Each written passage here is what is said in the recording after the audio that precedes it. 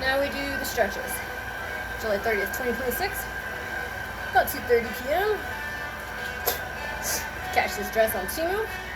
Cut the sleeves off though, because they make super skinny as that. These muscles, studs, are not gonna fit in them. So I had to cut them off. It was about $30 on Temu. Plus 2 weeks wait time. We're gonna stretch. Arms above your head. Hold your hands. Push up. Let your head back. Stretching, we're gonna cross over the woods. Serious anterior. Again. Over side. Getting into the side. Again.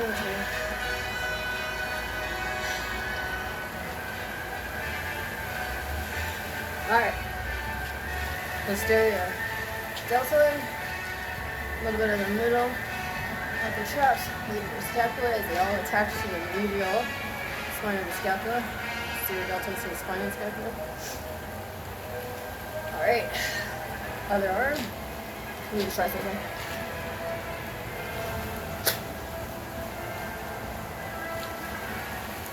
Alright. Tricep. Push down on the elbow. Open up that long tricep head. Attach to the lateral border of the scapula. Under the pterygium. Or actually it's above it. Above the pterygium. Depending. Switch arms.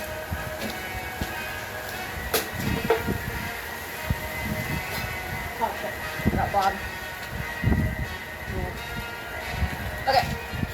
So we're going to go ahead and brace behind the neck. Stretch our core quite process. Our pec minor. A little bit of the subscap. Not really subscapularis, but the serratus anterior really also attaches to the scapula, like the roots, stretching that fascia connection. If you're taller, Bob should be up higher. So your shoulder is about 35 degrees from the horizontal at shoulder level. Or 135 degrees from the waistline. Alright, now we're going to stretch the pec major. Now these shoes were about $55 on Temu. They have a pocket and they suck. They already hurt my toes as soon as I put them on. But when I'm working out, my adrenaline's coming, so I don't foot. Possibility I might have a blister on my toe. Switch, other pec major. That was the sternal attachment of the pec major as it attaches to the first 5 ribs. Now we're doing the clavicular attachment. Also to the first 5 ribs, and it also attaches to the right below the subscapularis attachment and right next to the latissimus dorsi attachment. On the other side of latissimus dorsi is the teres major attachment. This end. These are all techniques. Okay. And this one. Clavicular attachment of the opposite pec region. Okay.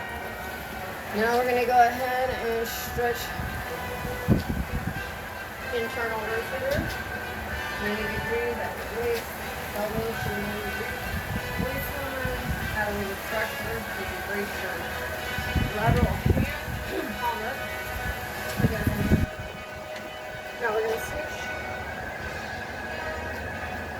And do the opposite. That really good. I'm going to camera in here too.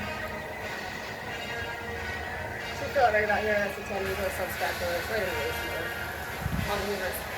Okay, now to do this one. You could brace it on something and then push down. You could also just put it behind your back. Like this. And stretch forward. If you put your hand on your lower back, your external rotators are pretty good. Go like that. Like that.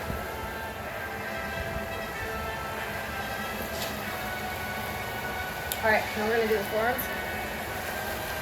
Extensor down along the thumb, along the supinator right here. Extensor tendon of the elbow on the side. We're going to flex the wrist, and we're going to pronate. Push in, inward rotation, and up on the wrist. So you feel a nice stretch in that extensor band, freeing up the posterior brachial nerve posterior anteradial nerve, and also the radial nerve, posterior interosseous nerve.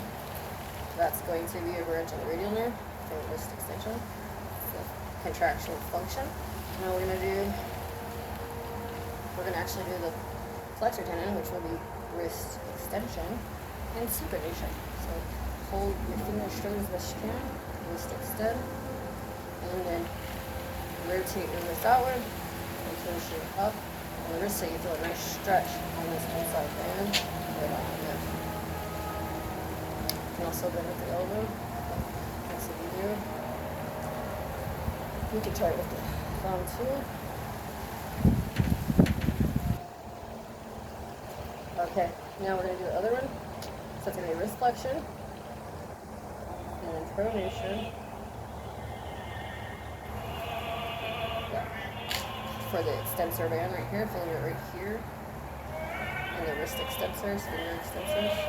Pushing it up, rotating it in. There's the body line. Okay, now the wrist flexors. You're going to extend all the fingers and the wrist. Up and out. Best you can with a nice stretching one here. Okay. Next one, you can just lightly pull all of our fingers. If they crack, that's okay. That's just the synovial fluid under the tendon sac hydrating it. Scissors with your fingers. Abduction, adduction. Cervical nerve 8. Right. The lower branch of the brachial plexus, ulnar nerve division. And then we're gonna go ahead and flex and extend our fingers. Okay. Okay. Radial deviation of the wrist, ulnar deviation of the wrist, radial, ulnar, keep doing that. Just mobilizing it. Wrist extension and flexion. Loosen up those carpals, metatarsals. Okay. Flexion, extension of the wrist, mobilize it, repeat. Now, radial deviation, ulnar deviation, repeat.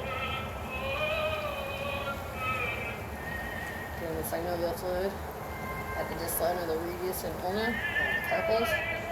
Okay, now we're gonna go ahead and stretch this hip flexor. I'm healing a cut still. This is 2 weeks later. Down for the hamstring. Opposite leg. Flex on this side. And your spine to the going on inside. Now we're stretching this hip flexor. And then back. Hamstrings. And around so you can feel medium, lateral.